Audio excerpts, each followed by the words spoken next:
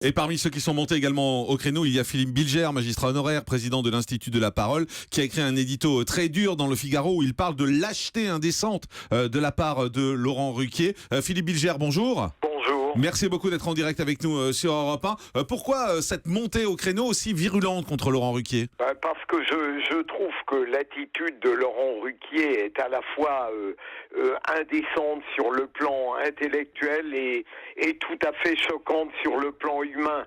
Je le crédite d'avoir fait venir en 2006 Zemmour et Nolot, mais lorsque ces deux personnalités ont permis à l'émission de Laurent Ruquier d'atteindre le succès qu'elle avait, je trouve qu'il est vraiment petit, étriqué de 3 ans plus tard de venir dire qu'il regrettait d'avoir invité Éric Zemmour en prétendant que celui-ci fait la banalisation des idées du Front National. Éric Zemmour fait une seule banalisation, celle de ses propres idées. Mais ces idées ne sont pas très éloignées de celles du Front National.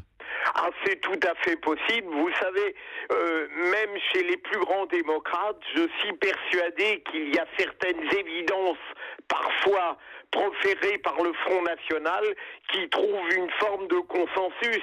Mais je trouve que comprendre au bout de 8 ans que Éric Zemmour est dangereux et qu'au fond, il n'aurait pas dû lui permettre d'exprimer ses opinions, je trouve tout de même que c'est une lucidité rétrospective choquante et qu'au fond, ça révèle un petit peu de lâcheté. Parlons net, et je rejoins ce que vous avez dit tout à l'heure en reprenant la phrase de Jean-François Kahn.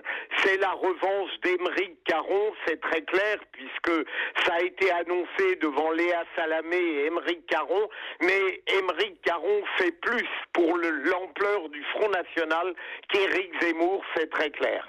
Par quoi ? Par ses positions qui provoquent des réactions, c'est ce que vous voulez dire ? Parce que je pense qu'il y a une certaine manière d'intelligence critique qui est beaucoup plus porteuse de contradictions et de critiques du Front National, alors que, je dirais, l'idéologie d'occultation de la réalité, une idéologie qui en permanence est dogmatique, fait des procès d'intention, celle-là, elle est dévastatrice, et je pense que à chaque fois qu'Aymeric Caron utilise cette posture intellectuelle, le Front National a un militant de plus. Alors je le regrette, mais c'est comme ça. Mais d'un mot, Philippe Bilger, ce qui est étonnant, c'est qu'au lieu de se dire, ben voilà, c'est très rare les mea culpa à la télévision en politique, au lieu de se dire, ben Laurent Ruquier est plutôt courageux de faire son mea culpa, de dire qu'il regrette, vous au contraire, vous parlez de lâcheté, c'est étonnant.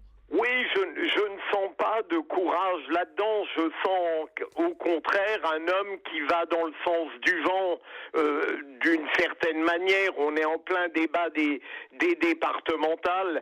Je trouve qu'il aurait été beaucoup plus courageux s'il tenait absolument à faire un mea culpa, à le faire dans d'autres conditions, à voir Éric Zemmour, à lui dire ce qu'il pensait.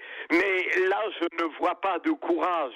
Je vois une forme de démagogie, et évidemment, il va être approuvé, Laurent Ruquier, pas par le peuple dans sa majorité, mais par la camarilla médiatique et intellectuelle qui le soutient et qui trouve merveilleux que tout à coup, il se réveille 8 ans plus tard pour dire qu'il n'aurait pas dû inviter Éric Zemmour. Merci beaucoup Philippe Bilger d'avoir été avec nous en direct ce matin sur Europe 1 pour ce coup de gueule.